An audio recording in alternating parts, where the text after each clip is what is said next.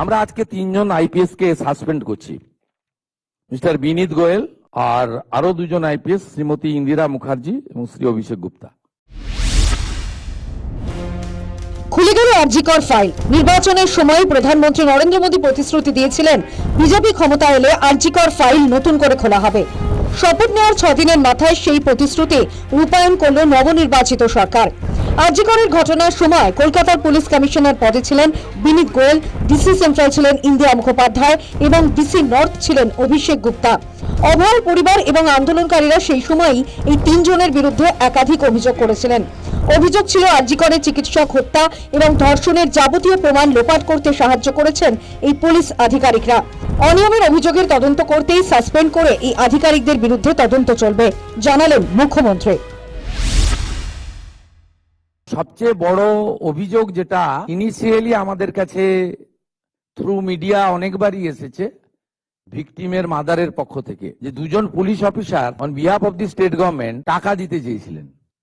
এটা তদন্ত করতে হবে যে অ্যালিগেশন কতটা, কিন্তু ইনিশিয়ালি আমরা মনে করি এই তদন্তগুলো করতে গেলে যাদের বিরুদ্ধে অভিযোগ পুলিশ আধিকারিক তাদেরকে সাসপেনশনে রেখে তদন্ত করা উচিত, নইলে তদন্ত কখনো ট্রান্সপারেন্ট হতে পারে না।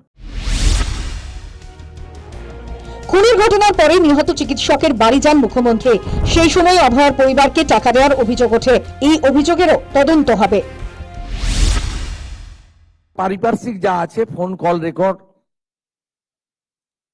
হোয়াটসঅ্যাপ চ্যাট,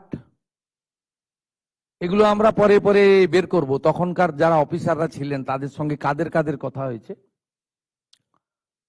কোন মন্ত্রী মুখ্যমন্ত্রী দিদেন টাইমে তাদের কোনো ইনস্ট্রাকশন ছিল কিনা, এগুলো আমরা সব বের করব।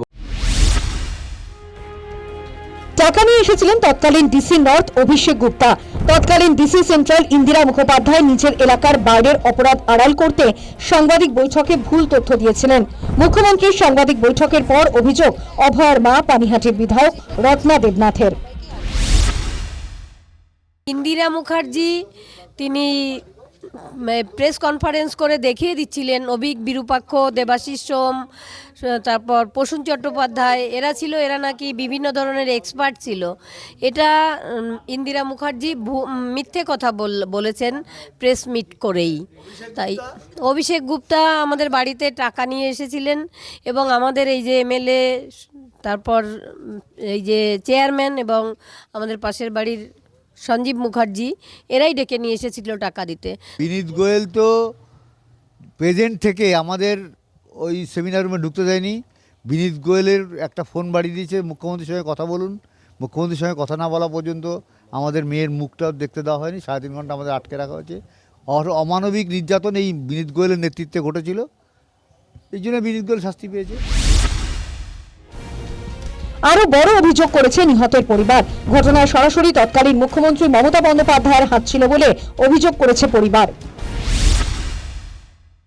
এখনো আসল মাথা বাকি। আসল মাথা মানে সেই প্রাক্তন মুখ্যমন্ত্রী, তার বিনা অনুমতিতে কোনো কাজ হয়নি।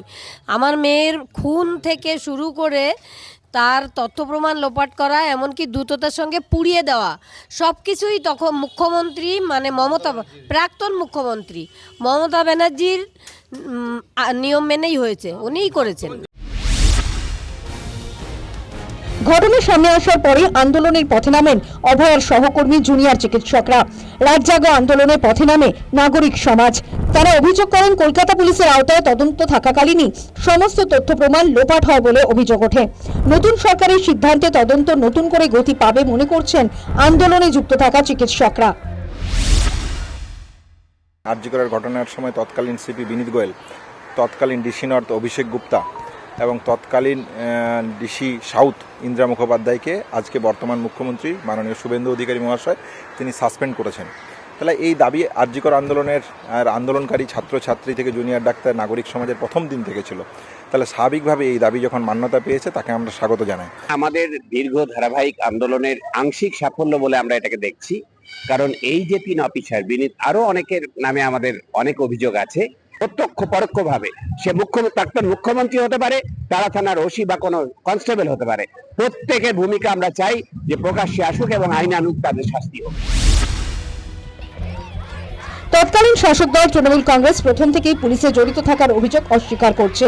শুক্রবারও তদন্তের যাবতীয় দায় সিবিআই এর ওপরেই চাপালেন তৃণমূল নেতৃত্ব। 3টে কোর্ট আরজিকর কেসটা মনিটর করেছে, 3টে কোর্ট। আজও বিষয়টি সিবিআই দেখছে।